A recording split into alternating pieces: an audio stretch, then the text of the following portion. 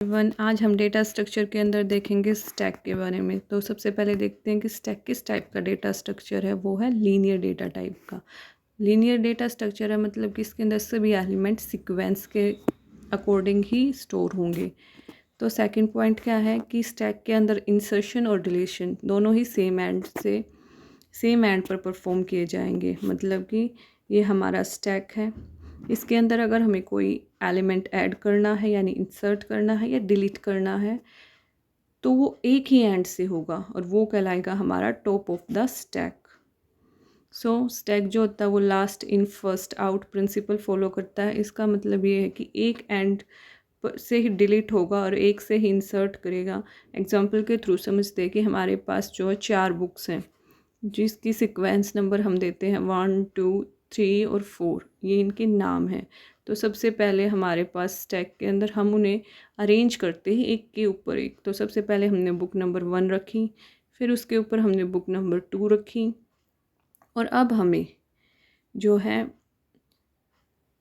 Book number 3 भी हम इसके ऊपर अरेंज कर देते हैं। और फिर लास्ट बुक है हमारी बुक नंबर 4। ये जो हमारा एक तरीके से स्टैक बन गया है।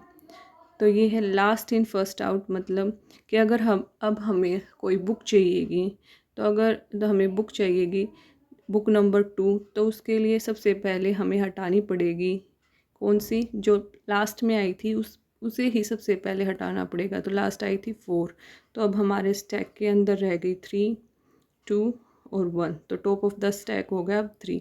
इस तरीके से काम करता है। फिर 3 को हटाने के बाद ही हम बुक नंबर 2 पर पहुँचेंगे। तो ये होता है लास्ट इन फर्स्ट आउट। तो इसके स्टैक के अंदर क्या होता है, किसी एलिमेंट को जब हम ऐड करेंगे या इंसर्ट करेंगे तो वो कहलाएगा पुश। जैसे हमें वो बुक इंसर्ट करनी थी तो बुक नंबर 1 जब हमने रखी तो वो कहलाएगा पुश 1, और अगर हमें वो निकालनी पड़ती तो कहलाएगा पॉप 1। यानी डिलीट करना है एलिमेंट तो वो पॉप और इंसर्ट करना है तो पुश। ये दोनों कहाँ पे होंगे, टॉप पर, टॉप ऑफ द स्टैक पर।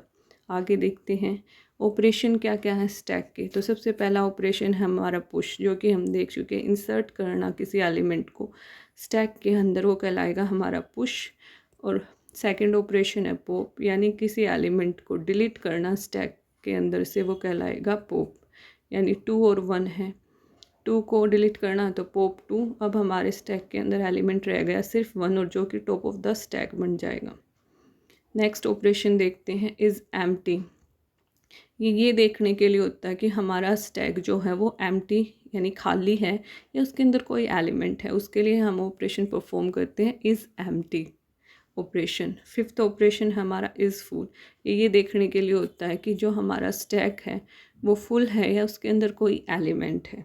अब हम देखते हैं एप्लीकेशन ऑफ स्टैक। तो सबसे पहली एप्लीकेशन है इवोल्यूशन ऑफ एक्सप्रेशन को इवोल्यूट करने के लिए।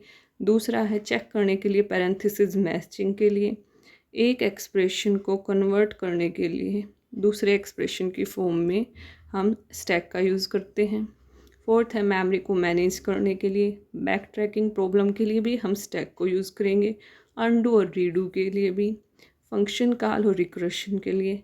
और जो ब्राउज़र की हिस्ट्री होती है जब हम कुछ सर्च करते हैं वहाँ पे भी स्टैक ही यूज़ होता है। सो ये था हमारा टॉपिक स्टैक। Thank you.